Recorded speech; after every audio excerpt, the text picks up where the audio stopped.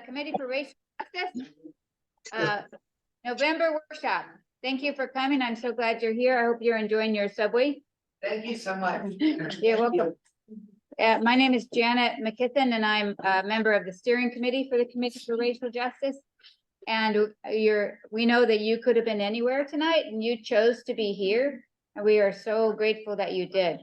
We've been together as a Committee for Racial Justice since 2011, when an African American member of the Santa Monica High School wrestling team was held against his will by two Caucasian teammates while there were chants of play for sale and a noose with a brown dummy was hanging nearby.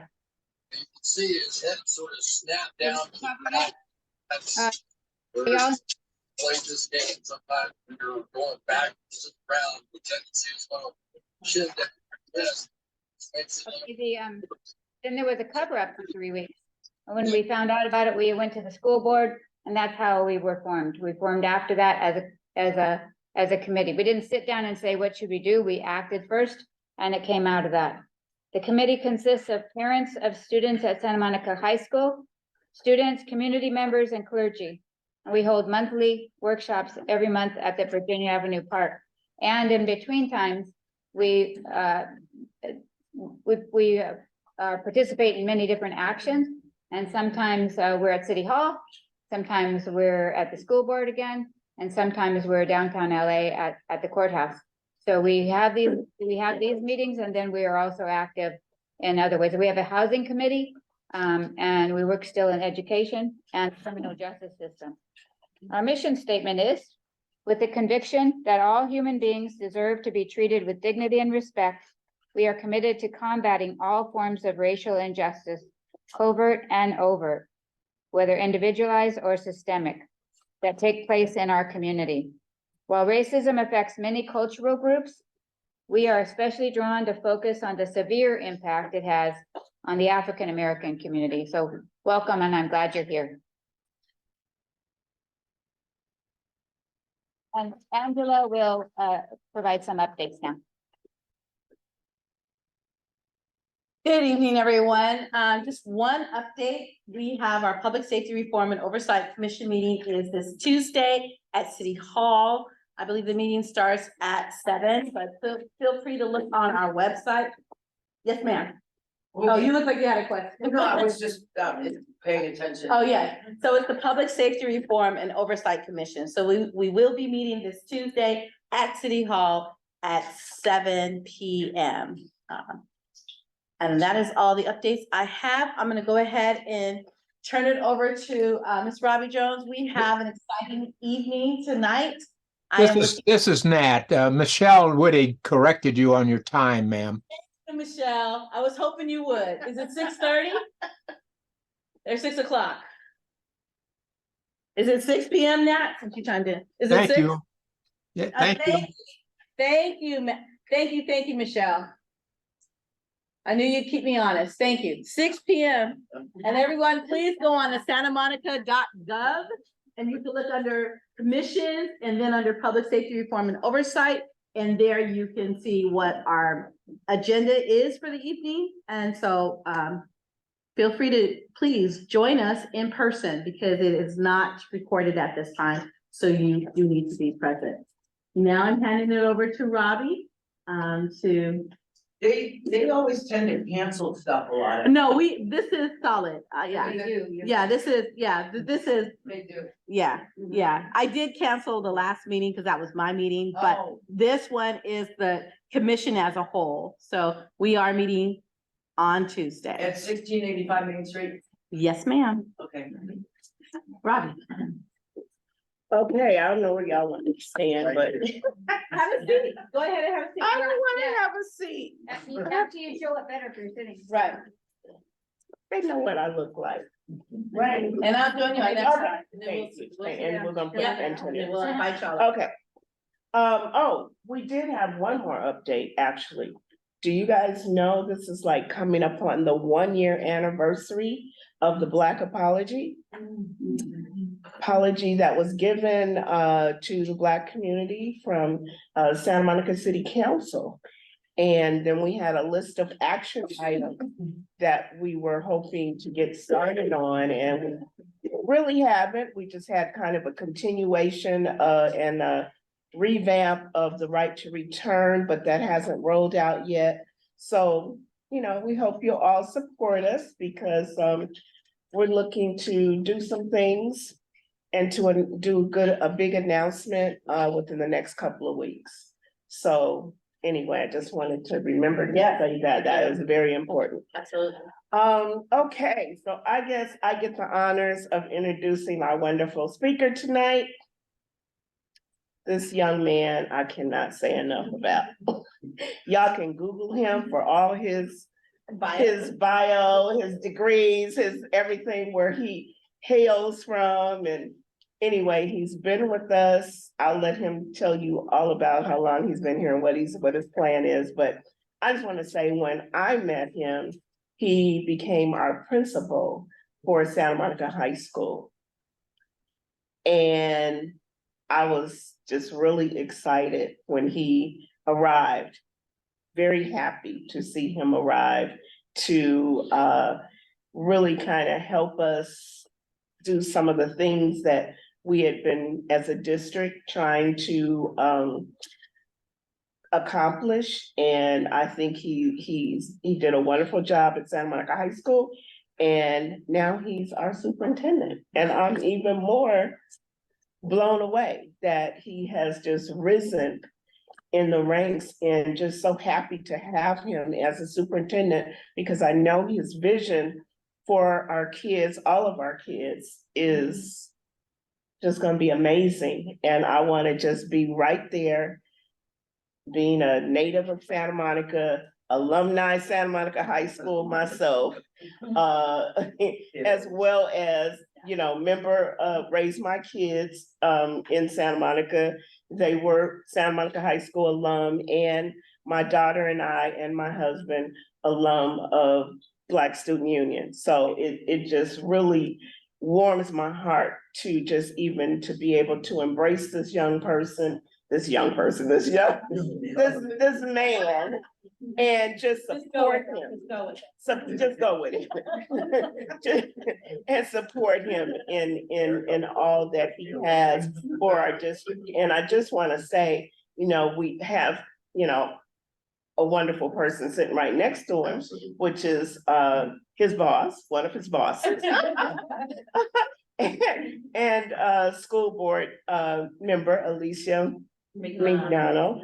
And just a pleasure to have you here with us, supporting us and supporting Dr. Shelton. So without further ado, I'll introduce to you Dr. Antonio Shelton. And he's gonna bring Alicia up with him. So I'm gonna give up my chair. You guys can sit up here with you. That's why, Today. I put enough chairs here, Robbie. You got me here, we'll all do this together. Well, good evening to everyone. I am really excited about this opportunity. Robbie texted me, I was like, Sunday's the only day that I go to church and then I lay on the couch. But, you know, just knowing that I'm able to share with you where we're going. We have been on a journey. I feel like we've been on a journey since I got here. I got here in 2016, September 12th. Me and my dad drove I got a train ride for him to Cincinnati, Ohio. And we got in one of my cars and they put a sign in my yard on the same day to sell my house. And I said, I'm committed to Santa Monica. And one of those ways of being committed was to sell your house. And it was a big deal. And I have not regretted any moment that I did that. You never know where you're going to be as you take your story and embrace your story and walk in what it is you believe that your destiny could possibly be. Because oftentimes many of us don't even know what the outcome's going to be. We're all taking a risk in this life that we live. And as we take that risk, I always say it must be purposeful in every step that you're taking. And I can say this has been a blessing to me. And I feel like my destiny and my purpose is to serve our community, our kids of color, all of our kids. And I'll get into that more, but I wanted to also introduce, yes, my boss, but also an individual that's walking with me in this journey. Because this is a partnership with 7 members of the board. And this is one of those 7 members that she didn't know me, but she is trusting what many in our community understand who I am as far as being the principal for the last 6 years and then executive director for the 7th year that I was in the district, now entering my 8th year. But she's trusted what's going on. She questions what's happening, that's a good partnership. Because I also, you get comfortable because you see a pathway, but I also need some speed bumps along the way to tell me, hey, before you go over that speed bump, have you considered this? And I can say that Alicia has been that for me to be reflective on what the process is and how history can tell a story while embracing that history, also bring on a new perspective and what we need to do. Alicia, you introduce yourself because we're partners in this. So this is not my show, but this is our opportunity to share with you where we're going. Yes, good evening, everyone. My name is Alicia Meñano, and I am on the school board. I was elected in November and started the work in December. As you all know, Dr. Dravi announced that he was leaving us. And so all of a sudden, our school board had to do our most important work, which is choose a new superintendent. And we landed on a process. We went through an extensive process. And at the end of the process, I'm happy to say that we chose the best person for the job.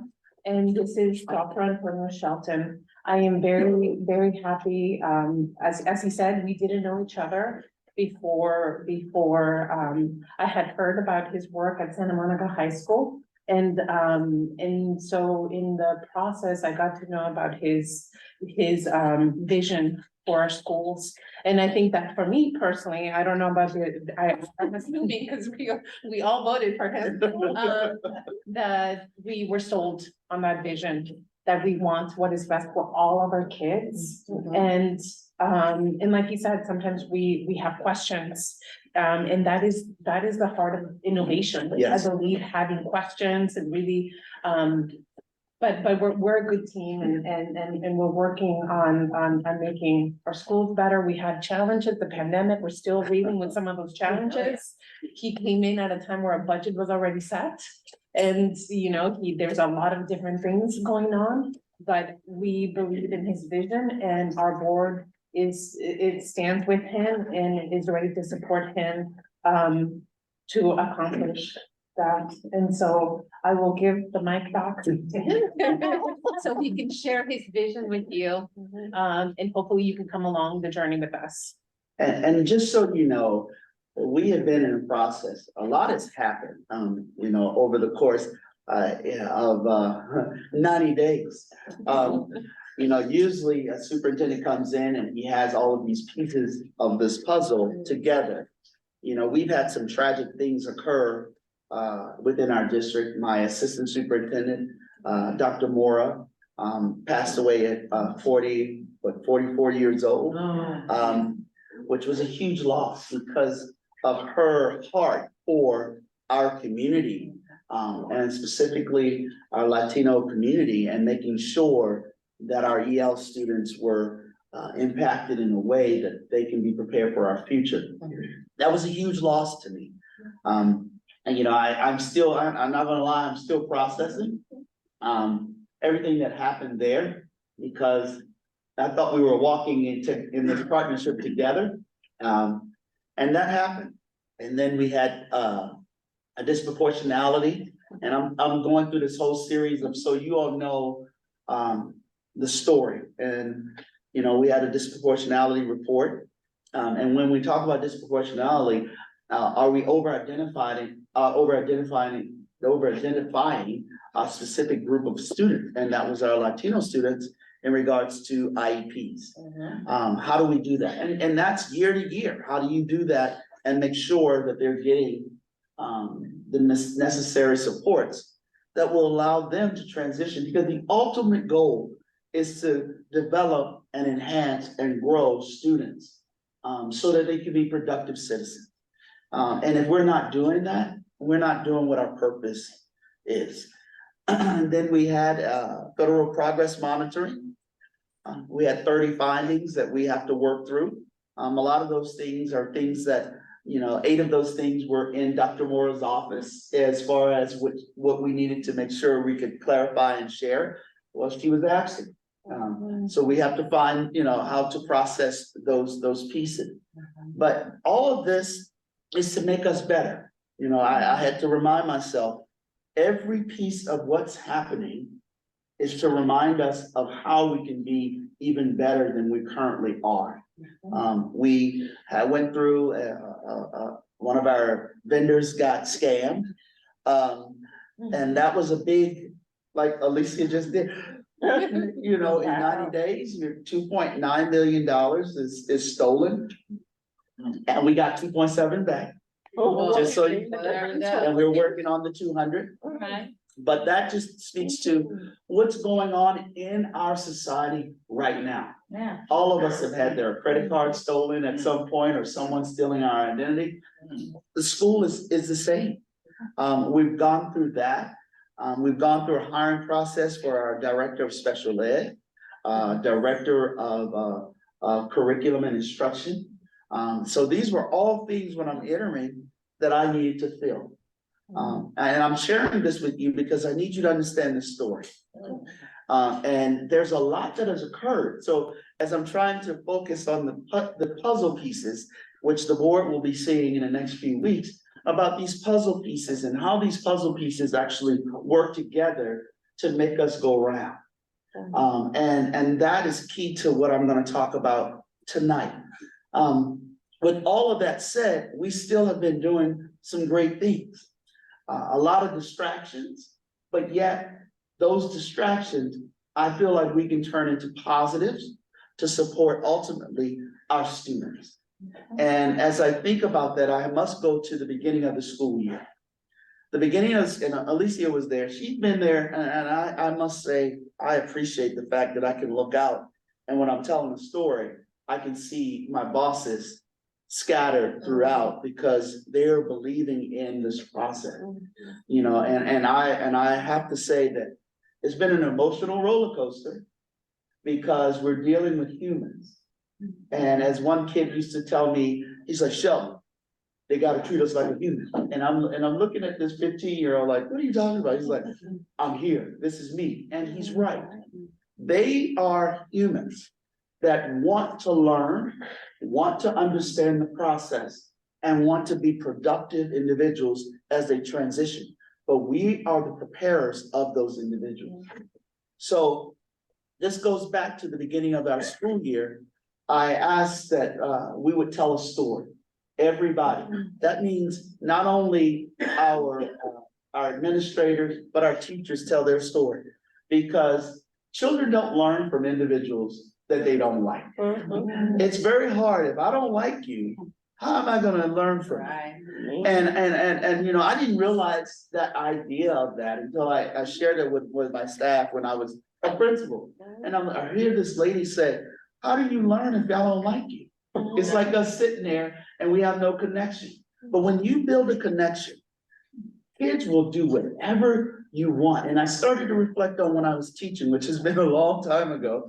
But when I was teaching in 1999, and I had a very tough crowd of students, you're being 23 years old. And these kids are 18, 17, 18. So you're very close. So they're looking at me like, what can you tell me? And it's really interesting to figure out what is it that they love. And I had a lot of kids that were in auto tech and carpentry. So when I had a little 89 Mustang, so I would take it to get the oil change and they would talk to me about the car. And then I had them in class. It built a relationship. They understood I was human. Didn't have a lot of money, but I had that 89 Mustang that they really enjoyed. But I built a relationship. So this year, we started our school year off. At the first meeting was about relationships. What is your story? Who are you? Who's the person that's coming to the classroom? Because oftentimes we start, well, we got homework on the first day. We're gonna go to chapter 2 and we're gonna start with this, and we're gonna do this, and we're gonna do this, without talking about who's in the room. First starting with the person, the teacher that's in the room. And we started the year of all of our staff that was able to come and participate to talk about the person in the room. Then we went to, from that, we went to the big room where I had to tell my story about who I was, because they needed to know who the leader that's coming into the space. Who was he? Yes, Samo knew me, but did Malibu know me? Did Grand Elementary know me? Did Jams, did Lincoln? They didn't know me. So I had to paint that picture. And I had to share with them what was important. And that was who the individuals were. Just think of yourselves as teachers and coming into a space and starting with your story to share with your student, which leads us to creating the sense of belonging, which you see on everything that we're doing, and then building on that curiosity. Because if I don't belong, how do I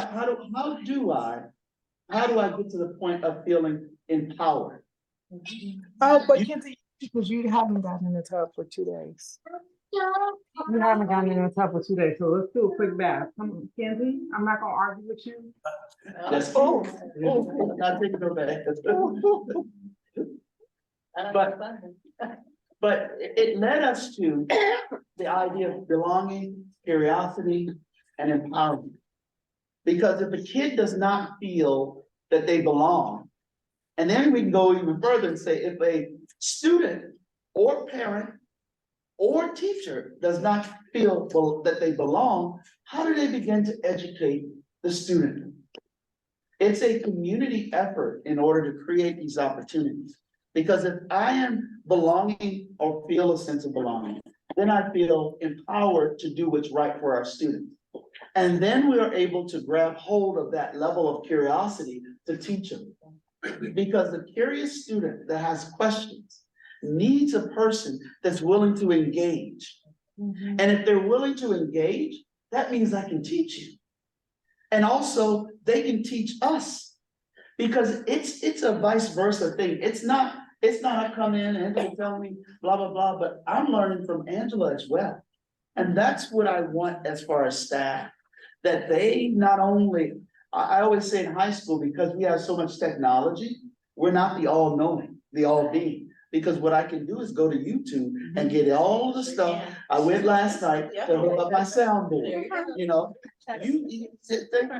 We have to realize that we are not the end-all be-all of education, but what we are is the facilitator. We are the facilitators of learning. And that's what I'm trying to build here, is when we talk about belonging, people that feel a part of it, whether you're Black, brown, white, whatever, Asian, you feel that when you come into the community, I don't have to change who I am to be a part of this space. Because our kids are not doing that anymore. Y'all know that. That's why we have the kids protest, the kids walk out, the kids do, because they don't do what we have done in the past. Which is, well, let me adjust, let me put on a different cap, let me do this. All of us have done, yes, we all have done that. And that's not the district that we are operating in. We're operating in a district that we need to embrace who walks in the door. And when they walk in the door, we ask them questions about, where are you? How do I support you? How do I take you from spot 1 to space 2 to space 3? And if you come in at 3, let's take you from 3 to go to 4. But wherever you walk in, whether you are just learning English or you've known it all your life, but wherever you come in, that's where we take you. And how does this happen? I already spoke to creating a sense of belonging. I talked about developing and encouraging curiosity. And how do you do that? Empowering the people to ask questions, empowering them to be a part of the community. Because I'll tell you this, if I, as a parent, had a bad experience at school what do you think as a parent? Am I gonna actually reach out to the school? If my experience was not what it needed to be, that's a struggle. You know, as I think about my own teenage mother going through this process and what people said to her at school, you know, why would she want to come to school to talk about her child? We have to create the environment where it does not matter where you come from, who you are, that if I step into that space, I may not even understand how to ask the question, but I have someone willing to help me engage in that process, whether I have to call Alicia, hey girl, go up there with me so that we can talk about what's going on. But they need to know what it is that they need to do to get that connection to do that. But we have to create that environment. And I want to create that environment with my team and with my board. And how do we do that? Everybody asks the question. It's through diversity, equity, and inclusion. It's through DEI, which seems sometimes can be a taboo word for some people. And I hate to say that, but that's sometimes a reality because we're not putting one race against the other. What happens when you embrace diversity? That means a multitude of people coming together. And equity, that means what happens is if we all need to see across the fence, sometimes I need to have 3 steps because I'm not tall enough to see across the fence. If I'm 6 foot tall and I can see already, and our little baby right here in the middle, and she's only 4 foot, she needs to have some steps so she can see across the fence. So what happens when you're thinking about this inclusion aspect, I just included her by creating 2 or 3 steps so she can actually see across the fence.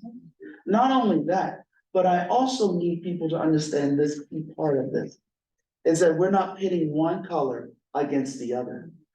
When you lift up the people that are at promise, that means they have potential and they have an area or room to grow. And maybe they came in with some deficits, but if you start lifting them up in a classroom, you know how many people, think about it. If I came in and I'm only reading at a 1st grade level, Alicia's reading, and we're in the 3rd grade. Alicia's reading at 3rd grade on grade level.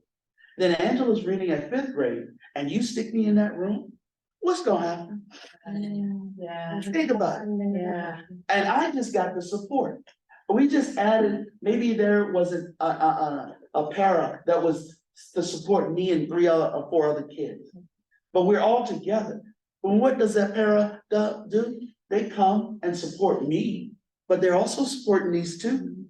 And what happens? We're all, at the end of the day, maybe she went up another grade level, maybe she did too, but I'm now at grade level. I have room to grow. But we all have to see that these pieces of this puzzle are not enemies of the system, but they're supports of the system. Now, we talk about several things that I believe that will continue to grow us. Restorative justice. We have been doing that for about 9 years, but not at every school. This year, I told all of our school principals, we got to get it all done. Everybody needs to be level 1 and level 2 trained. We have a 2-year process. The board has been supportive of it. They're going to hear more about it as well. As I talk, So, and I told them in the board meeting, y'all should get trained because restorative justice, yes, it did start from the prison aspect of life and where, bringing a person back into the community, processing what's going on. But think about this.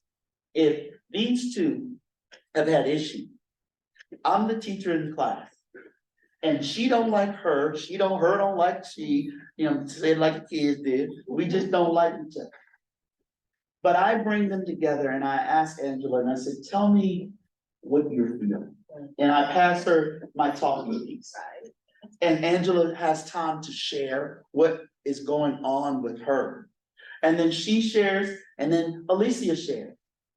And then we talk through what's happening.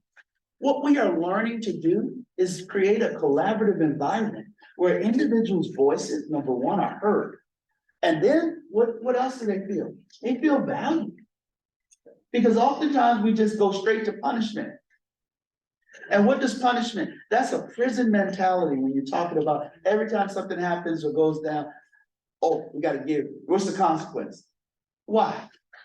As adults, don't we have conflict? And we don't go to jail and we don't get a consequence immediately as adults. So why do we create the same atmosphere for students? Why not create a collaborative opportunity where kids get to have their voices free? We come up with a resolution. No one says these two need to be friends, but what they need to understand is they have different perspectives. And at the end of the day, I need to be able to work with these two, and they need to be able to work with each other. And I'll say this other piece. At Salmon, I saw it in action and I saw it working. Kids were able to circle up. Teachers were able to sit, ask the talking piece, get to know, going back to what? Creating a sense of belonging, empowering students' voices, and creating an opportunity to develop that curiosity. And I saw that in those circles as they begin their school year, because then those kids begin the process of trust. Think about a person that's walking in a room that never had a trusted person, that they may not have had the parents that many of us have had, but then they just walked into a classroom and I could say, oh my God, I just met Robbie. Miss Robbie is my teacher. Miss Robbie is the person that asked me, who am I? What do I believe? This is what restorative justice, it creates and builds a stronger community. It resolves conflict. It's a process in place that even resolves adult conflict. Oftentimes, the conflict that students bring to us originated with adults. Many times adults don't want to own that. So the school ends up processing that for the adults and the kids. And what we believe, if all of our teachers are trained to understand that the student's voice is key to the success and collaboration of what happens, we can be successful. Because what did we just do? We created opportunity for engagement. What did I start with? Go back to what I started with. If I don't like you, how do I learn from you? That means that I need to be engaged in this learning process. See, all of these pieces that I'm bringing together, I'm trying to create these puzzle pieces. The next phase of this that I think is key as far as engagement is concerned, and you're going to see our teachers during training on that, project-based learning. We don't just have to have a school of project-based learning, because if it's working for SMASH, Santa Monica Alternative School, and it's working for our kids who are at our PBL school, that's a pathway of Santa Monica High School, and they're successful and going to college and stuff, it can work for all of our kids. So why not give a kid an idea? Don't give them all the answers up front, but give them a series of questions to allow them to question the process without fear. Because one thing all of us always had fear of, number one, is growing up, you didn't ask questions. As my mama said, because I said so. Our kids don't operate like that. Y'all know, you couldn't even get involved in a conversation. You didn't even know why you were going on this trip. You just got in the car and you shut up. Our kids don't do that anymore. So what do? We put a problem in front of them. And you let them work, the three of us, a problem in front of us. You put it in front of us, what we do is process. I ask Angela, so what do you think? I go over and ask Alicia, what do you think? And what do we start doing? Solving the problem. It may be totally wrong, but what's wrong with that? What did we gather out of that? You created collaboration. You created processing skills. You were able to communicate. And maybe what you communicate, it might have been wrong. But what you have is a space where I can fail. And this is the piece that we are missing with our kids right now. Our kids don't know what that feels like oftentimes. And it's devastating. Tell me how many, all of us in here know what it feels like oftentimes to get an F, to get a D, to fail, because we lived in a different era where there was no one explained to us after we got it. We just knew it was the end of the road and that was it. Now we have kids that ask questions. So ma'am, why did I get this? If we allow them through project-based learning, putting a project, there are skills over time that they develop, that they already know where the step was that they missed and now within a safe place, they can go back. Engagement. And go back to it, redo it, because what do we always talk about? We want mastery. But how do you create mastery when I just put a D or an F on your paper? You don't. So if you're settled and okay with half of your class getting a D or F, that means half of your class didn't master what was going on. So how do you go to the next thing? So I'm saying all of this because Alicia just said it. A lot of those two things allow us to have engagement. And if a kid is engaged in the learning process, along with their parent, guardian, or whoever is supporting them, the failure that they may experience is only temporary. It's not forever. You're able to go back. And I can tell you, we've seen these things happen in Samo where we were able to change some of these things. Was it easy? No. But what we came up with is the opportunity for kids to grow and understand that mastery was key. So that if we understand a concept, we can move to the next phase of that concept. Those are the two big themes, whether it's diversity, equity, inclusion, which is the overall thing, idea, and then inclusive of that is empowerment, curiosity, and what was the other one? Belonging. You know, I've been saying it so much, I forget my own. But those three embody the circle. And that's what makes our world in education go round. And I have to have everybody on that same page. And and our teachers, we have some great teachers. And I can tell you, they've been embracing this. I can tell you that Grant has been doing the project-based learning and the RJ. You know, I don't have to worry about Smash because they're already doing it. So what they did was we doing the RJ. I've got, I can't even name them all. Samo does the RJ training. Roosevelt, they're already completed, I think level 1. So we've got this moving. We've got, I think it's 5 schools and I can't name them all right now, but we are moving. And the goal is to get them all. Teachers, project-based learning, the training, and also the RJ training, because the engagement piece, all of these are a part of the engagement. To create and develop opportunities where people can build connection so that we can do the important work. If they're not engaged, how do they learn? Goes back to what I said. If I don't like you, it's like I went to church this morning. If I ain't like the preacher, I would have left. I'm not sitting listening to somebody I don't like, but kids don't have that option. Right. Raise your hand in here if you were in a class that you were like, oh my God, every day. Anybody? Oh, y'all lying out there? Yeah, everybody loved their teacher. Okay. Well, we don't know that as an educator until you tell them. Yeah. You don't know. I remember teaching in 2000, 2001, and the kid just raised, I'm so bored. Listen what the kid said. And I thought about it. I said, I'm so bored too. Literally, because it was what I was taught. We teach the way that we were taught. When we were bored in that class, we replicate that. So I would ask you all to partner with me. When a teacher gives something like a project, a PBL project, project-based learning project, and maybe all of the directions are there, but not the answers. That we don't get upset about the fact that the idea is there and we're asking questions and we need you to respond to those questions as a group. It's not that we're not teaching. What we're doing is we're asking people to engage in a process called learning.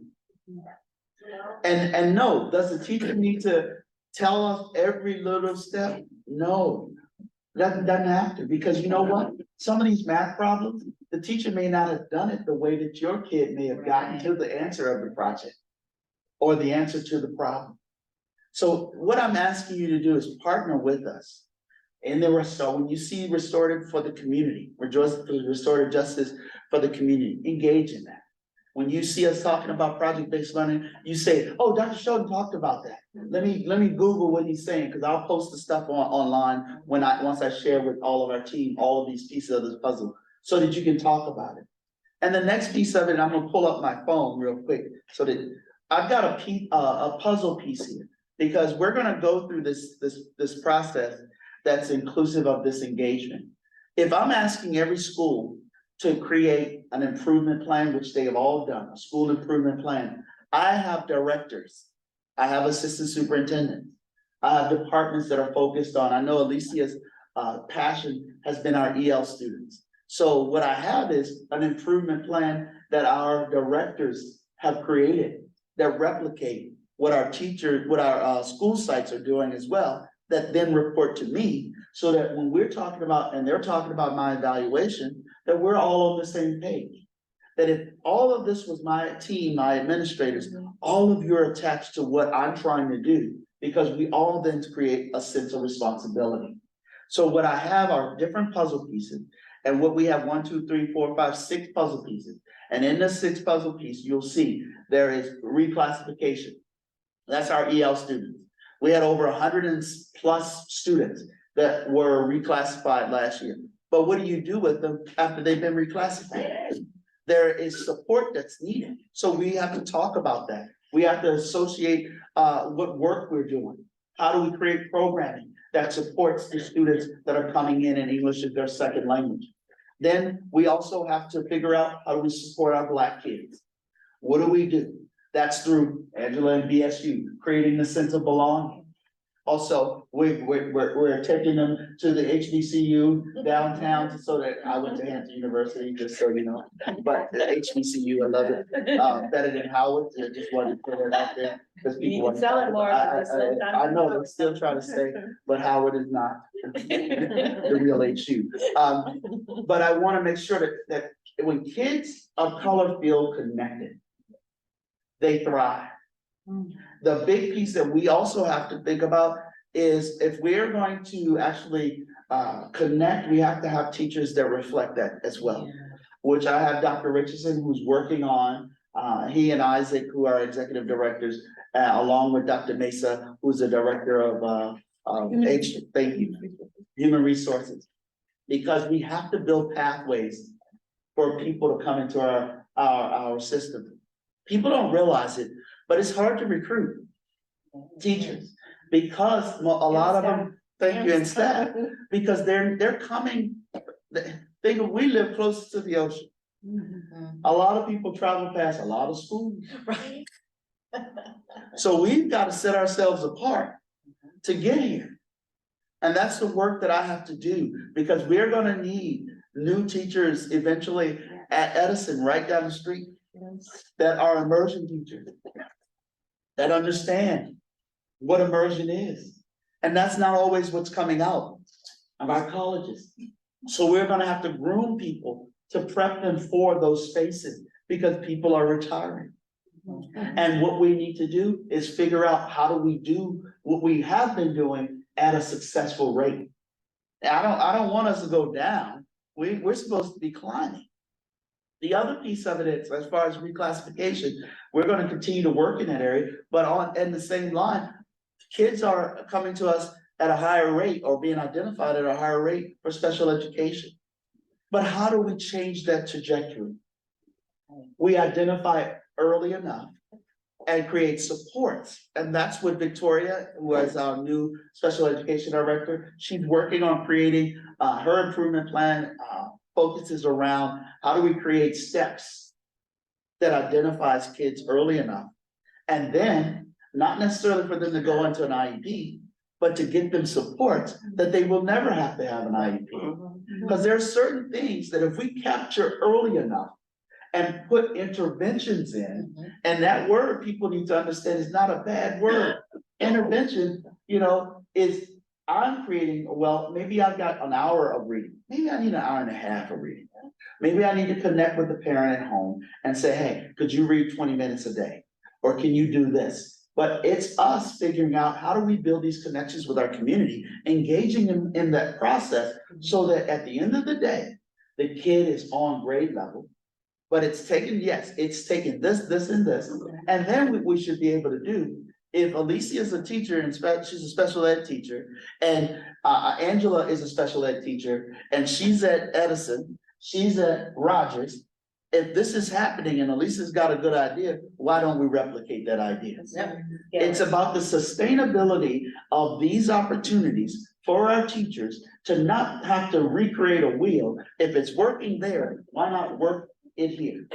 And one of the things that I'm doing is our principals, I asked them to go back and, I need all of what our programming is. I needed to identify every program so that we can see what's working, what's not working. Well, let's get rid of what's not working. Let's replicate what is working. And what I don't want people to do is if it's not sustainable. Because if Alicia, what she's doing, is taking her 12 hours to prep, it's not gonna be sustainable. But if it's something that she's doing and it's working and it's reasonable, why not replicate it? Right. The other pieces, and I'm gonna get through all of these and then I'll take some questions. Transformative approaches. Those transformative approaches I've already talked about. Number one is engagement. But what is it that we would do to engage our community? That is the RJ, that is the project-based learning. Those are the two things that focus around training and engagement, which are transformative to get people connected to what's happening. The other piece is maintenance. You know, we have aging schools. Our schools are aging, and then we have new schools. Sometimes the building doesn't necessarily always work the way you want it to work. So we have to work through the process. You can build something and y'all know, you don't always get the contractor that is the best, but that's our reality sometimes. And we have to make sure, because what I don't want is if these two, and I keep y'all are here, so y'all are here, you know, these are two principals. Right. Their focus should not just be on whether or not my air is working. Whether or not, do I have enough of this, you know, the building has this. I've got to work with our team, and we've done something already. We call it a blitz. Sounds horrible, but it's a great thing. That means that a team of all of our maintenance and operation people just go into one school and start checking everything, getting everything fixed. I think it's a good thing, and I think one of the things that he's also doing is going to the person. These two people are the people that wrote the work orders. They're the admin assistants that wrote the work orders. You go and check in and say, hey, we completed all of this. We completed all of this. Ultimately, as Glenn said, he said, Terry, I'm gonna get them an iPad so they can take pictures of the things so that you can check. Because if somebody goes to your house, I want to know that the work is complete. That's right. Because I'm gonna write a check. I don't know, I'm gonna write a check, but I'm gonna get a credit card, and I wanna make sure, because I'm gonna call you back if it ain't right. And those are the distractions that I don't need principals to have. They need to be able to, nor teachers, having those distractions. So we're working toward that, and then budget. As you know, we have a very supportive community, and that's why I'm here. Because I know if I have a thing or an issue or an idea, that I come to y'all and you begin to sell with me what it is that I need, and you can ask those questions. But with budget, we have to be good with what we're spending and purposeful about how we spend it. And this thing is getting tighter. As you know, we're a basic age school district. There are only two in the state, in the county of Los Angeles, us and Beverly Hills. So we have to be, what is the word? Good fiduciary, good stewards of the funds. And sometimes we have to think about how do we right size. Yes, our enrollment is not necessarily going up. We know that there's a lot of building that's going to occur, but as you know, that doesn't necessarily draw because it's expensive as well to live in our community. So how do we do the best job with the amounts of money that we already have? So it means that I and our fiscal department have to be reflective over what it is, and I said to you all before, is I have to talk to my principals, what programs that we using that we don't need to use anymore because they aren't showing any growth. Also, what are our class sizes? Are they optimal? Are they way below? Are they too high? What does that look like? Are we working efficiently? You know, these are all questions. These are hard conversations, and y'all are gonna see more of this hair turning gray. And I'll Like put more, Obama. and I'll put, no, not happening, I'm gonna put something in here. I'm not going down. There's a blessing that you can sprinkle on it. So we will make sure that we stay back on this stand. But anyway, but one of the things with the budget is I have to make sure that we are doing what's right. And there are gonna be some hard decisions that I and the board, because I'm making, and for everybody that may not understand, they rely on me to make recommendations to them. There are times when they may push back on those recommendations. Can we go a different route? And that's good, because I'm gonna bring to them, this is what we gotta do. And they've gotta say to me, well, Lord, how do we do that? You know, without impacting our students in a way that they're not getting the same high quality education that they got before. Two more things, bear with me. One more thing, actually, Okay. a guaranteed viable curriculum, which is the last thing. That means that there are standards that are have been set aside that we are actually teaching. Which then, if we have a guaranteed viable curriculum, you know what that impacts? Special education, our EL and reclassification, because we're meeting the standards that the state has set. That's just the minimum piece of this. That doesn't mean we can't go above that, and that's what our teachers are doing. But that takes training, because as we transition teachers to retirement, and then we bring in new folks, we have to teach them about the viable curriculum that has been developed, and also get them to teach at that standard. And that's a growth piece. And that all goes back to diversity, equity, inclusion, creating an opportunity where kids are curious, empowering the individuals, the students, the staff, and the community to be a part of that system. And at the same time, feeling like they belong to the system that has been created, that supports them, that they don't have to change who they are when they walk into the system. And at the end of the day, what I need all of you to understand is that we are going to continue to build on reclassification. We're gonna continue to build our special ed program and have a commitment to identify kids in a way that they are supported prior to getting to the IEP process. The other part of it is the budget, making sure our budget is on point, that we can do the things that we say we need to do, while also considering how we pay individuals that is competitive. And that's all staff, that they wanna be and attract, that they wanna be here. And then transformative approaches to education. Those two things that I talked about that creates that engagement. And the last piece of this was viable curriculum, going back that full circle. Can I interrupt? Yes, no, you didn't interrupt, I And- just and finished. ask you- And ask you too, so one of my first times that I ever watched board meetings, I saw a presentation from BAPAC, and that's our, Yep. and, can you talk more about the multi-tier support system? And. Oh, Yeah, okay, multi-tier support system, like what are we doing to help all of our kids Mhm. who are at promise? Mhm. And just like how we have tier 1, tier 2. Yeah. Oh, yeah. And how we are Yeah. helping, because that helps all of our kids. Right. Who need support, and I know that we have a plan, and so I think this is something that. Right. So Oh, sorry. she's talking about a multi-tiered system. So tier 1 instruction, tier 2, tier 3 instruction. What we have been focusing on these past, 2 to 3 years are the tiered system. And oftentimes people get a little they get cloudy when you start talking about a tiered system. For instance, tier 2, that means that we're coming, tier 1 is what we all should be doing, providing supports here and there. But tier 2 becomes more intense. Maybe I'm doing a pull out.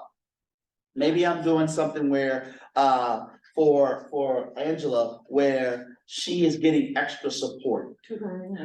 Whether it's tutoring, but it's not forever. Right. It's not forever. And those are the things that we have to get clarity with our teachers oftentimes and our principals. Because if you're there all the time, that means we need to start looking at tier 3. Because there's a more intense level where we need to consider all of the pieces of the puzzle before we get to the IEP process. Right. Because oftentimes we think we're doing justice for a person because, oh, we're gonna give you an extra reading. Think about this. An extra reading course is great for 6 weeks. But if you're giving it to me for 24 weeks or all year, and I haven't made any changes, I need to be pushed to tier 3. Okay, so this is what she's talking about. So we have tutoring, we have support. We have, for instance, maybe we have a pullout for a period of time. Maybe it's integrated, which is collab, where there's already a special ed teacher that's in the room in a general education class. And Angela may be supporting me. She's a special ed teacher in social studies. And what's happening is maybe Angela, the kid is not necessarily an IEP student, but what Angela is doing is taking the kid aside. Maybe he needs a read aloud. Maybe he needs, not only is the read aloud, maybe it's only just clarification because the vocab of the questions that are provided. And Angela provides that and says, hey, here's a list that you need to consider because these will be the things on the assessment that will allow you to have some triggers to be able to say, oh, I know what that is. That may be tier 2 because it's a little intense because now she's coming to, well, maybe I need the whole thing, but I don't need an IEP yet. Maybe I need extra support where maybe it's in an area that I just can't grasp.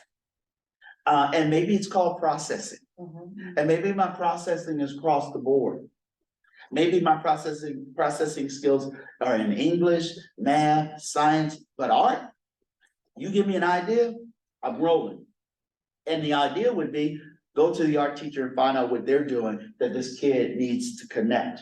And then give them the support. Maybe it's an all year thing, because that tier 3 is where we're getting more intense before we get to creating an IEP. And that goes back, thank you for asking that question or sharing that, because that goes back to what are our procedures and processes?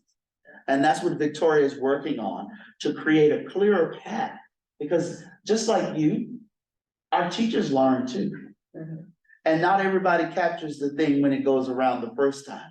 Maybe it's the second time, maybe it's the third time to understand tier 1, tier 2, or tier 3, and what that instruction looks like and what those supports mean to students and staff. Okay, Thank you, I had, Well, wait a minute, I just like, I'm not gonna, you talked about church. So when you talk, I think about the person that goes up for prayer every Sunday. Sometimes, forgive me, God, but no, I mean, I'm just speaking in terms of, our churches. Sometimes people go up for prayer all the time. Yeah. And they need other help. It would pay for I'm sure the churches do have different tiers in their own Yeah. world. But some people don't know that, Yeah. so every Sunday they go up for the same thing. Right. 1 or 2 Sundays, okay, but all year. 1 or you need 2. something else. Stay right there. 1 or 2 is tier 1. Okay, When you get to 2, 3, 4, 5, yeah, you're we at need to refer tier you, 2. yeah, When something else. you all year going, Yeah, you're at tier 3. you're at something else. And we need to start to talk about what the IEP process looks like. Yes, So we need to say, okay, these interventions are not necessarily working. right, And But if I they're not like working, what do we do in order to meet that student's need? Because what we don't wanna do is, this is where the disproportionality comes in. Where sometimes people start to over-identify certain groups of students. And when you start to over-identify certain groups of students, we gotta start thinking about, Yeah. Right. is this what we, yeah, is Right. this, maybe it's clarity, maybe you need to slow down in your classroom. Yeah. And I'm, think about, let me bring up an EL student. Ben used to, Dr. Dry, used to explain it so well, because he was an immigrant. So he always said, Antonio, think about it like this. He said, I would hear it in English. And then I would have to translate it to whatever it is in Uganda. right, Then I gotta go and bring it back to English. right, And he said, the teacher's gone on to the next thing. Right. He said, if she just slowed down, I would get, and I never, until he said that, I didn't really get it. But think about that. There are 3 things that he had to do in order to get maybe one idea. Yeah. And we have kids like that. Yeah. And at Samo, what they used to do, which was awesome, the teacher leaders, 5 teacher leaders would shadow a kid all day and follow an EL kid. Because what they wanted to see was what was one teacher. So if I have 6 teachers during the day, how do they respond in each of these classrooms? Because what they could do at the end of that day is bring all the teachers into the room, feed them lunch. Yeah. And say, we followed these 5 kids over the course of a day. And this is what we saw. We saw where the kid was engaged. We then saw where the kid was disengaged because maybe there was no one, Alicia may speak the same language as me. So what is happening, she got what I got and I got what she didn't get. And then we were able to work through the problem. But when I don't have that in my classroom, I'm alone. So now I'm interpreting everything this teacher just said by myself. Then you're thinking about the placement of the student. Well, in this second period class, the kid is sitting in the back because I don't have Alicia anymore to help me process that. But as a teacher, I didn't even identify that. Maybe I just overlooked it. But if I as a teacher look back and say, you need to be up here because I need, when you don't get something, just tell me what's going on. That's tier 1 right there. Just tell me what's happening. And maybe it's a little intenser because I need to now provide this, this, and this, because now I know what I need to provide, because you're sitting, because you're sitting in the front. Right. Because now I need to do this. Maybe it's ChatGPT, and maybe it's me doing something different to make sure, using the technology that some of us are like, what in the world, we can't catch up with because it's so fast, but using that technology now to interpret what we just said and put it in front of them. And then allowing them to process it, because most of this stuff is about processing. And if I don't have time to process, how am I supposed to learn? How are you supposed to engage me in the learning? And I stopped you, I'm sorry, but That's you okay. went there. No, I was really just leading to, I identify with that because 30 years ago, when my son was in elementary school, they immediately, he was at Roosevelt, wanted to put him in an IEP. And I went ahead and went along with it, against my better judgment, but just simply because I love Jerry Harris and his teacher.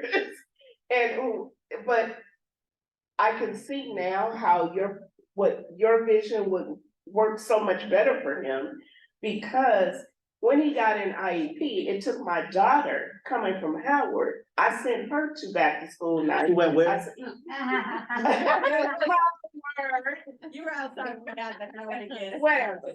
Anyway, HBC is at you. That was for Brandy. But I sent her to school because she also went to Roosevelt. So what we found out, because she started asking the teachers the right questions, right? And she was asking them, and she knows her brother. So she was asking them, were they giving the lesson where he could relate to it? And she found out they weren't, number one, and she was telling them all about, even in their room, can you put, things on the room that he can identify with? And she started breaking it down. These are some of her same teachers now, right? They're shocked. And so what we also found out is the 2 teachers that he had for IEP, they didn't like each other. So they weren't comparing notes on my son. Oh, wow. Oh, okay. So they weren't comparing notes on my son. And so one said he didn't write F's right, the other said he didn't write P's right, whatever. I mean, they just totally, come to find out, I had to go to the principal. The teachers weren't talking to each other. They didn't like each other. So that didn't help my son at all. So I yanked him out of IEP. And he did fine.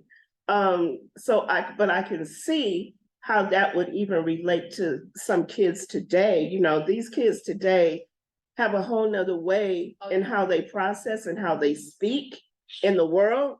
It's not just, they have their own language, and so when I listen to the lawyer, I can't think of the Instagram lady that was explaining, and I hate to say this, but she was explaining the war in Gaza, between Gaza and Israel. And she was breaking it down though, where it made sense to the young people, but it was making sense to me too. Why? Because I related in that world.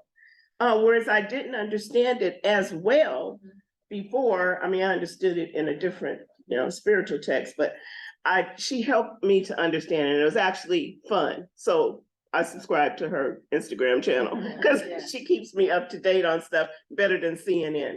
So I'm just saying, the vision that you have in the process, I see that that could be so beneficial, not only to our students, but to mothers, single moms, or just, you know, families like mine that really need that support and don't feel like someone's just gonna dump your child in an IEP. Right. And, you know, like you said, there's a lot of parents. I had a good experience in school, but my husband did not.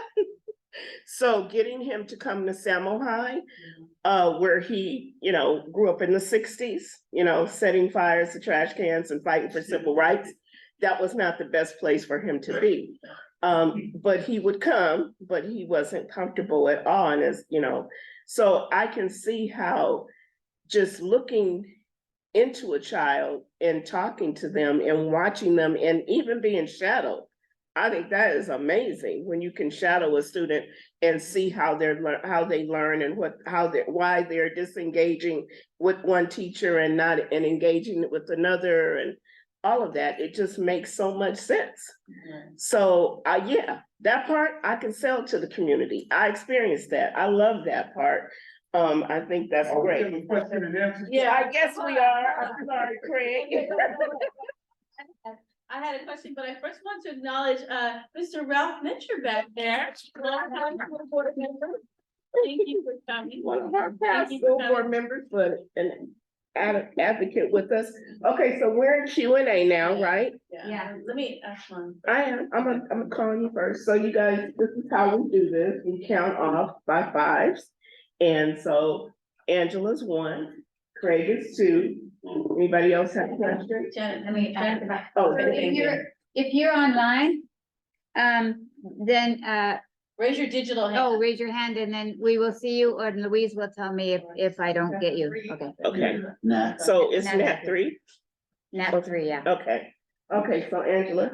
Okay, so you had mentioned earlier about looking at new ways to recruit teachers, right, especially teachers of color. And I come from a family of educators, so this is important to me.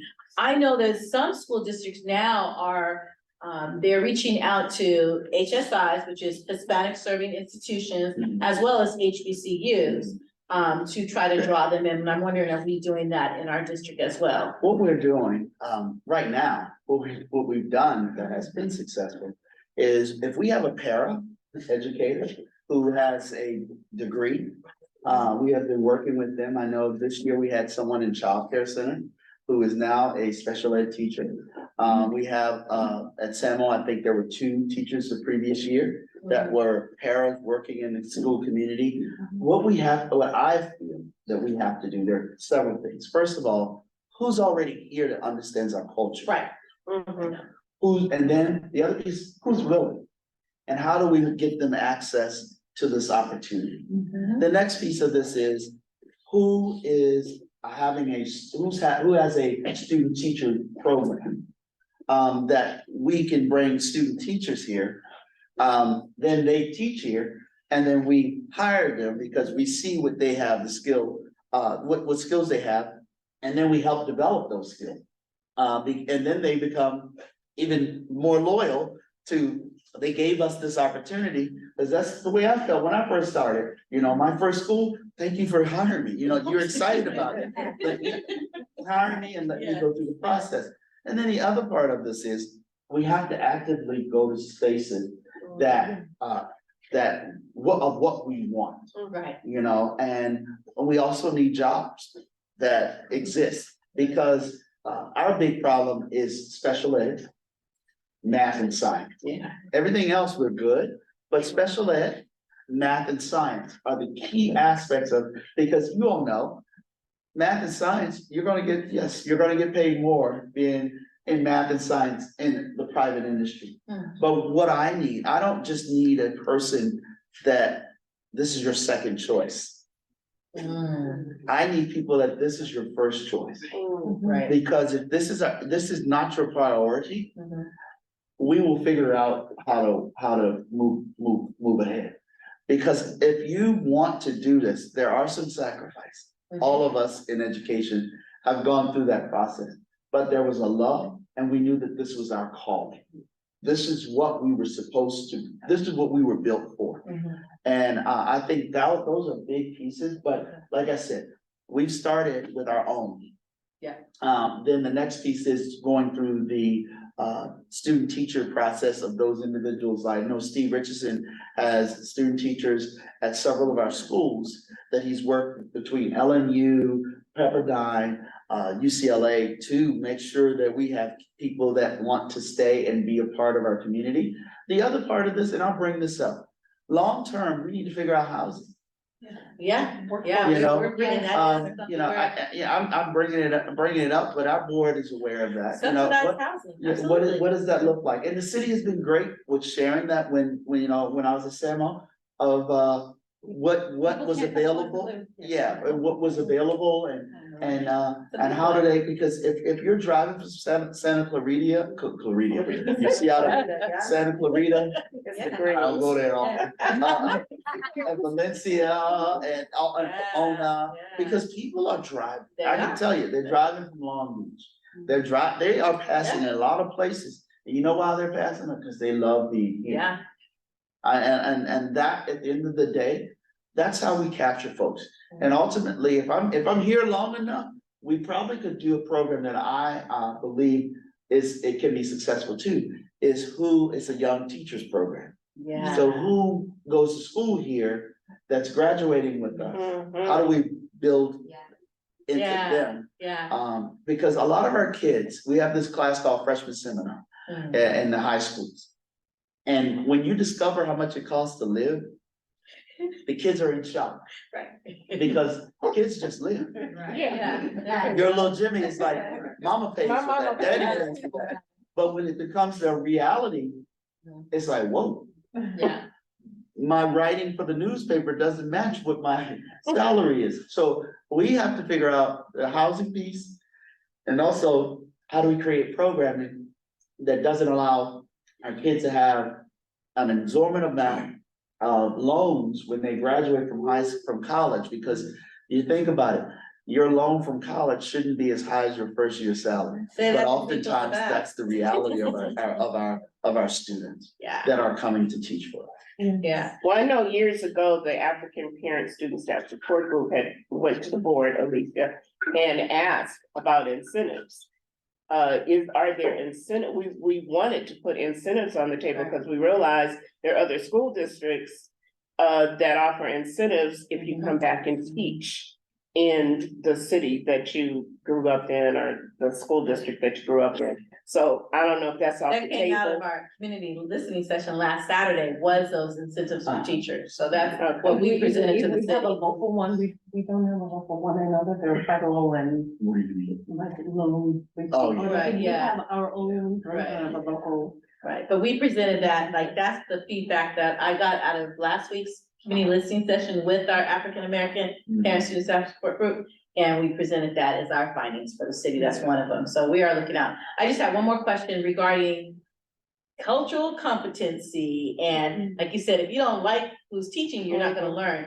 How is that weighing in as far as the teachers really, having that competency and even there was like a social justice piece. I don't know if It's that not, still it's is. still the social justice. Social justice has not gone anywhere. Okay. What we have done was, we were first, I mean, to adopt the social, to adopt the social justice standards. This just is piece of what we are as a culture.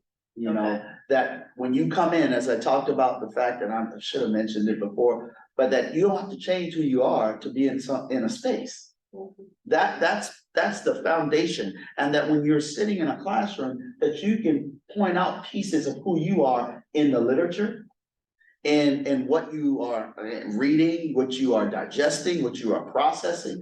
Give you a prime example of something that's happening at Roosevelt. They are going through a whole process where they're talking about what they read and teaching their teachers, hey, think about who your audience is. If you are going to read text, have representation in your text. It goes back to what you were saying about your child, your son. If we're gonna talk about Christopher Columbus, and I don't care about Christopher Columbus because My mama and daddy didn't talk to me about President, you talked to me about Martin Luther King, Malcolm X, you know, you talked about people that look like me. So where's that in our literature, you know? And the other part of this is understanding that nothing, and this is what I have to say this because sometimes people think you're taking away something if you are doing this. If you're thinking about the cultural competency, if you're thinking about, hey, let's create a library that's reflective of our entire community. We're not taking anything away from anyone. What we're doing is adding to the culture because the culture did not, the society did not come about from one singular. It was a collective of people coming together to create ideas and inventions that were a multitude, you know, even going back to recognizing where the land was that we are in or sitting on right now, that it was none of us in this room that actually had this. Right. You know, it's those things that I think what our teachers learning and understanding will allow us to impact that cultural competence piece. Without that, you know, it's a struggle. Yeah. But that's what our teachers, and they did that on their own. I didn't have to tell them. Roosevelt is making an impact and changing a way of looking at what they're doing. And at Samo, you know, you have a wide range of readings anyway. That's just the culture of the school. And that's because of our teachers. So we Yeah. only have about 10 minutes, so We have four we have questions. 4 minutes. Four questions. Oh, 4 questions. Yeah. Okay, go ahead. Thank you, sir. I am most in support of one, your policy, and then in your curriculum. And I might add, consistent with that, I would suggest that research be done as the Santa Monica was. Because Santa Monica came from a tradition within that culture. There was no such thing as crime, so there was no such thing as police. Consistent with this also argument is that where we are now is we are in a society, we're in a situation where it is a benefit to see young black men as thugs. And the first group of people that young black men run into is teaching. Teaching is a noble profession, but the people that shape them are teachers. So, you know, what I'm suggesting essentially is that, having said that, you talk about PL, wait a minute. PBL. Project based learning. Project, but Yeah. in terms of short, mid, and long-term, you know, goals, keeping in mind that as a superintendent, you deal with elementary through high, what would be the turnaround rate for, you know, seeing progress in short term, then midterm, and then long term? You know, is it based on a weekly basis? Is it based on a session basis? Is it based on a monthly or a semester basis? Or is it an annual thing? It's a 3 to 5 year process. Anything that you implement takes 3 to 5 years for people to actually grasp. And then you're talking about an additional, so what we're in this thing for, the long haul.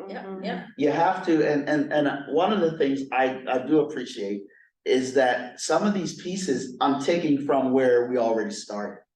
When you're talking about the DEI aspect and the social justice standards, the previous superintendent already planted that under the old board member in the back, and now the new board members are grasping this because they see the benefit of this. It's not overnight, but what I need people to understand is that what we're doing is not to a deficit of someone else. If I may, And yes, further, so if we more or less come back and we look at the achievement scores, you know, because on our last thing, Black achievement, you know, was the pit. Yeah. Suggestions were made, if we were to look at it in 5 years, would that be a fair assessment as to how much improvement or non-improvement has been based upon your project-based learning, you know, policy? what I would say, this is the way I always look at this. There are more things than just a state standardized assessment. And one of the things when I was principal at Samo High is what we did with college, because who has access who's gained that access and how have they been successful. When we started the process for engaging kids through the Bill and Melinda Gates Foundation, we did this whole thing for 5 years. We started off at about 50-some% of who was filling out a FAFSA form. And we were specifically talking to our Black and brown kids with purpose. We got up to 78 and 80-some% of just filling out the forms. So when we look at the overall, so that means, first of all, we got to get people to fill out the form to get access to the money that's available. So when we look at what you're saying as far as is it the CAS scores, is that the ultimate achievement? No. To me, I would love to see that close, and I think we can get there. But there are other areas, social, emotional. How do we build a community and connection to kids to thrive? Yeah. The other part of it is, are we getting them into the colleges, that the 4-year schools, even if they choose not to go, whether they go to a 2-year or a technical institution, did they have an opportunity to get to that college? Are they reading on grade level? Are they able to make sure they're meeting the math proficiency? Are they at that level? So I would love that. That's a dream, and every school district around would love to see that. I'm not gonna put everything on just those CAS scores, but I would ask that you allow me to look at all of that and be inclusive of some of the other areas that I just talked about. And I see and believe you will see some growth across the board, because we've seen it. I've seen it. You know, we went down in the pandemic, but we didn't go down like everybody else, which was showing you that there was a connection to what we were doing and how we were striving. So I would ask that you give me not only just that CAS, the state standardized test, but let's look at all of these pieces. Let's look at who's passing classes, the social and emotional connection piece, when we talk about surveys, when I'm talking about college access, let's look at it all. Not just one piece, but all. And I appreciate that question. Wonderful. Thank you, Dr. Shelton. Thank you, Craig. Our next question is being asked online Go ahead. by our first African-American mayor, Mr. Nat Travis. Can you unmute Nat, please?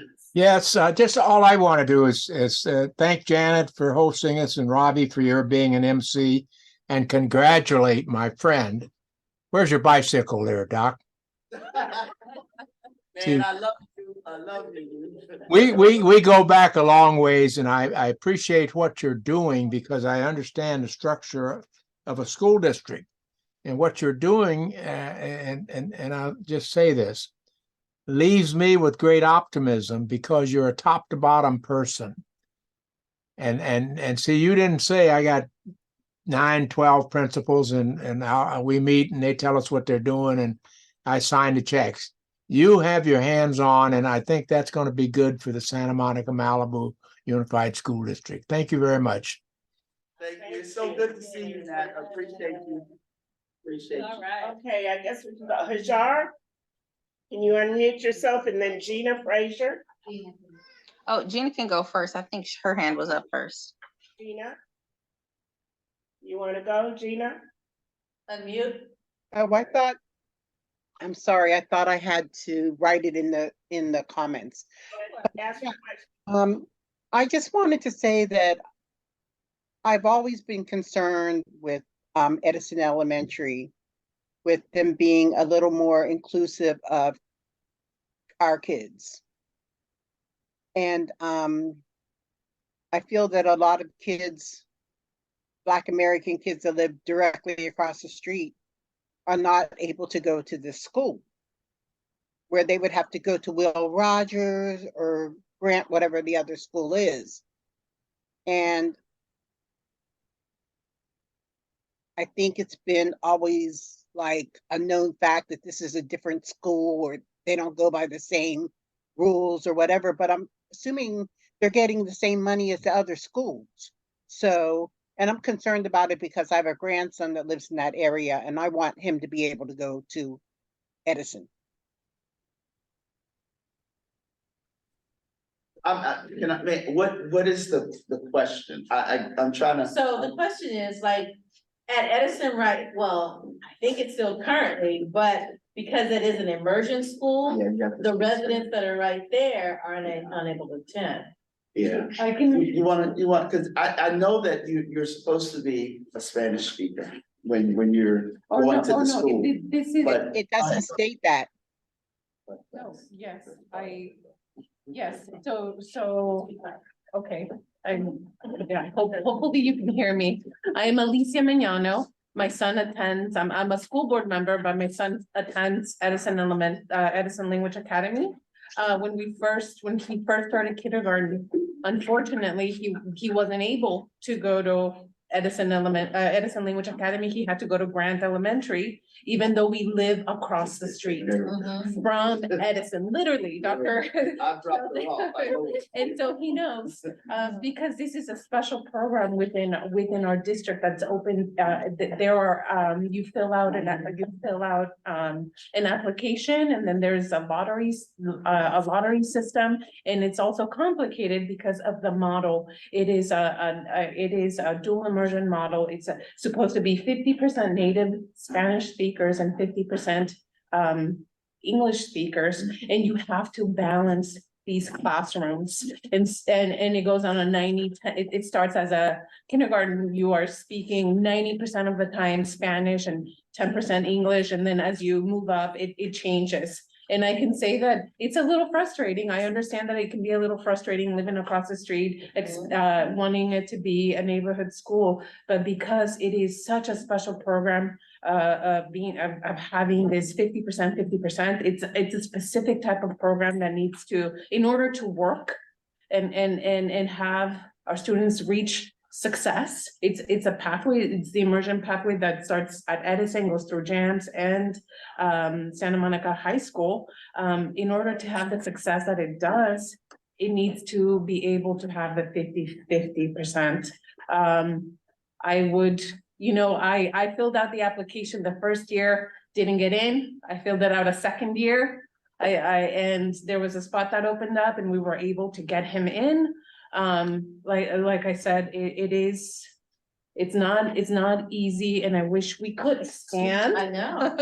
And have maybe Will Roger, I don't know, but it would be, it's a wonderful community, and it's a wonderful program to see our kids go through this immersion pathway, and at the end of that, talk about cultural competency, if you're not, and being able to speak and be together in two languages. So I love the program, the model, but we do have some restrictions in order to have this model. And I would say apply, and How early can you apply? Right Yeah, now, when they're 5 months. Yeah, 5 months. Oh, I don't know about that. Miss Gina, I don't know about that. let's y'all be here by the time we go to school. Okay, you guys listen to me. I want my grandson to go to that school. His mother is Spanish speaking. It's being recorded. We got you on record. I don't want to hear I don't want to hear nothing, because I know of people that live outside of Santa Monica to get their kids in. Right. You're right, you're all So I right. have a problem with that. But Okay, anyway, so- I'm gonna table this for another time, because I really want to hear what Hajar has to say. Oh, was that a harsh Hajar? Well, Hajar, would you like to unmute yourself? Yes, thank you all for this lovely conversation tonight. I just had a quick question. When I've been in the district since 2008. And since then, we're always told these increments are going to happen, right? It takes this time to implement this, to see this change, right? We still haven't seen an MOU for anti-Black racism in the school. I hope that you guys are going to do something about it. But mainly, there was something that came up when I was the LCAP representative for SMASH, where Black young men had a greater percentage rate of graduating and then going to the Department of Justice than being prepared for college. I'm assuming that that is still the case right now. What are you prepared to do about that? What are you guys doing about it? Sorry, what report is that from? I think it was also something that was highlighted in the LCAP, but also something that Nagara brought up many moons ago, but it definitely is a fact that was at a presentation that was given to us on the LCAP. It's part of the reason why, although I'm a Santa Monica resident, it's why I homeschool my children now. Okay. Because my children cannot continue to be a test dummy for, you know, making teachers in the district understand that it's not about hidden diversity, which is what SMASH believes in, is hidden diversity.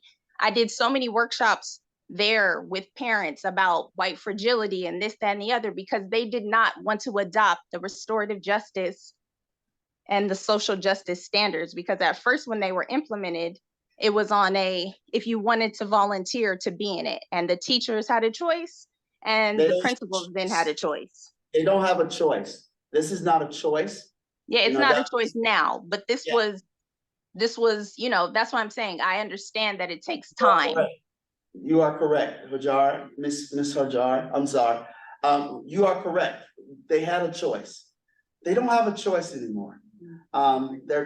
These two things, they don't have a choice. This is about the entirety of all of our schools, making sure that the implementation of the RJ, SMASH has gone through the training. I think they've gone through the 2 days of the training already. So that piece of it, they don't have a choice. They will go through also level 2. The social justice standards, this is a district-wide thing. We are gonna have to make some adjustments because for the social justice standards for some of our kids as they prepare to graduate, because we had a hiccup, which was COVID. Yeah. As soon as we adopted them, then we had COVID. And now we have to fix some things for our graduating seniors to ensure that because they have to have the ACEs requirement, which is something that is key to understanding the social justice standards. And we're gonna have to make some adjustments because we had the hiccup with this graduating class with COVID happening at that time. I'm not sure on the MOU, because I'm sorry, but I've never heard of it. And that's something that I can get myself more familiar with. Angela can familiarize me with. Yeah, it was in the BayPAC memorandum that the school board member was actually just talking about it, because that's when I was actually in BayPAC and we presented it to you all to have that MOU about how to handle anti-Black racism. I think it was a suggestion, Okay. yeah. Okay, well, I wasn't a part of that, and Right. I need to get I'll share it familiar. I with just them. met with BayPAC last week, so that was my first meeting. Yeah. To just share with them, some things that I think we need to do to move forward. I hope you know and give me an opportunity. You know, it's not gonna be perfect, it's not gonna be pretty, the process itself. But just give me an opportunity, to make some positive changes that impact everybody. And I'll say this to the entire group. What we are doing doesn't just impact one group, it impacts all. Because if you make the positive changes for our Black student, you're making positive changes for our white students. If you make positive change for our brown students, you make a positive change for everybody. And that's key. And we are not creating a system where we are creating a pipeline to prison. I can tell you as principal of Santa Monica High School, our Black brothers are doing well. There are areas of growth where we have to intervene with purpose to ensure that they are successful and engaging them in the process of learning. If our kids are engaged, whether it's a sport, whether it's an after-school activity, whatever it may be, if they are engaged in more than just going to class, and we get teachers that connect with them, at least one person on campus, they will graduate, they will be successful, and they will have a successful life beyond the high school, and that's the goal. And Hajar, I'm sorry that your experience was not necessarily the experience that quite a few of my students who graduated have had. And I want to say, Hajar, that when I mentioned the BayPAC, I wasn't a school board member yet. I was a parent who was volunteering on a lot of committees, and it was one of the most amazing presentations that I've seen done by parents. And we are committed to doing the work. And this is why we hired Dr. Antonio Shelton to lead us in this work. So we are committed to doing the work. But thank you for your comments. We're listening. Yes. Yeah, and I would say too, like with respect to, because we just had the workshop last week with BayPAC, one of the things that we're definitely focusing on is what success looks like for our Black kids at all of the schools, right? So that's from pre-K all the way up to high school, and then really like even leaning in and modeling, even with our BSU is going to be working with the middle schools to get them to create, to build it up, exactly. Do a Brothers Keeper, Sisters Keeper program and just really kind of scale out that piece to create a succession plan as you go into leadership. None of this works without having people that come after. Yeah. Okay, so we have like one more question and then we're going to, we don't wanna hold you guys. We have to close out. I know we could keep Dr. Shelton till tomorrow. Cause he got food. You got a lot to eat. But no, okay, we'll have you ask your question and then we'll close out in our special way like we do here at CRJ. Go ahead. So my name is Tiana. My daughter just graduated this past year from Samuel High PBL program. And so she's now at Arizona State, actually. She plans on coming back, you know, once she's done, she's gone into psychology and wants to create more mental health stuff. Yeah. We need those. Yeah. Right, so I was talking to Angela already about, you know, different ways of incentives for having, when students come back after graduation, to be able to live here and work here in the community that they grew up in. But with her going to the PBL program, my question was, you were saying they were, they're gonna be doing the training for PBL and the restorative justice. Is that gonna be anything separate, like, so the Samuel High teachers will be trained in this, and so The goal is to have every teacher that's here trained. Okay. Because, you know, and it's a process. You know, like for instance, Grant right now, their teachers are going through the process all year. They'll be taught how to develop a lesson because it's very different. You know this, you know, it's very different to teach. I can get up and teach something, but I may not know how to ask the questions because in project-based learning, I am developing an idea over time.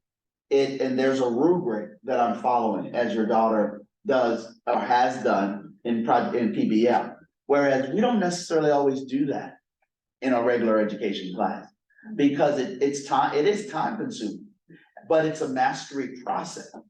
And not everybody in their education program, I can tell you in my education program, we never talked about project-based learning. This was something after I graduated that then I learned because what was I teaching in? A block period. And if I got 90 minutes, I better learn how to do something a lot different to engage the students in the learning process. So what do? I chunk what's happening. 30 minutes to talk about what it is we're getting ready to do.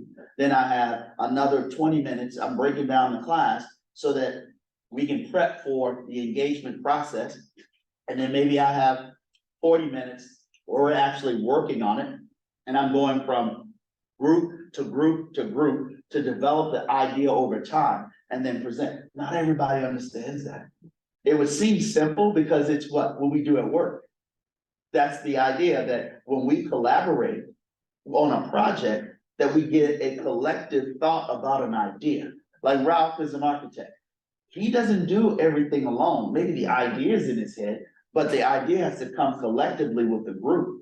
And that piece of it, we don't always do, you know, that's why she probably was at PBL. Like the idea of the way I want to learn is very different than the way we traditionally learn.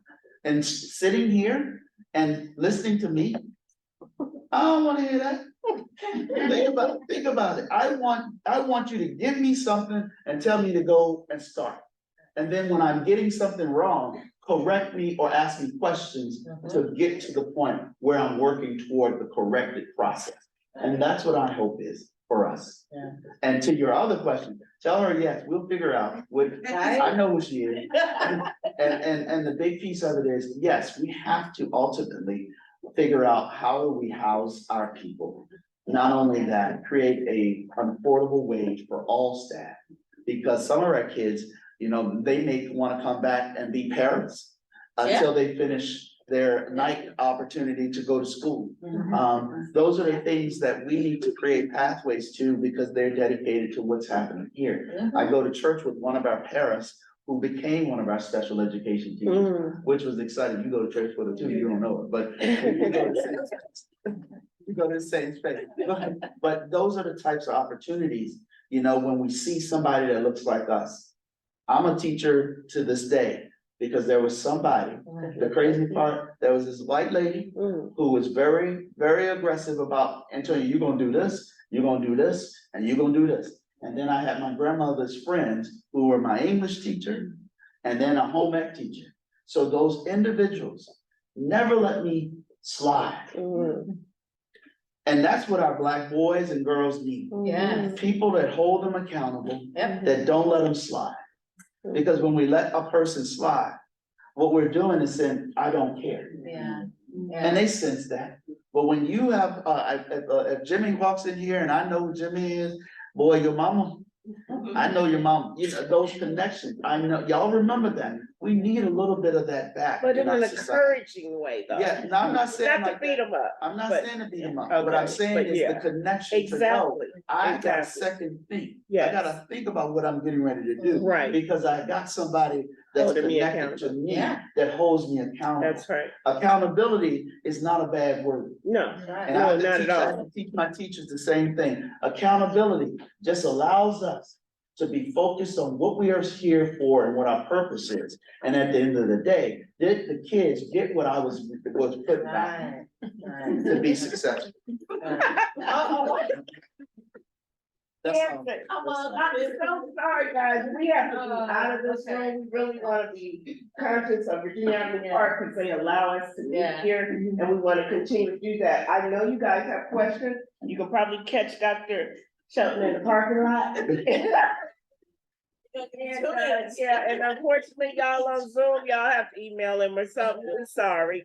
There's wonderful food still back there. Please take food home with you. Angela doesn't want to take anything, neither do I. So anybody that wants to take something, please take it. Let's make our circle so we can say our official, what are we saying, Craig? Our official closeout. We form a circle and we hold hands. Yo, shit. And we do a chant.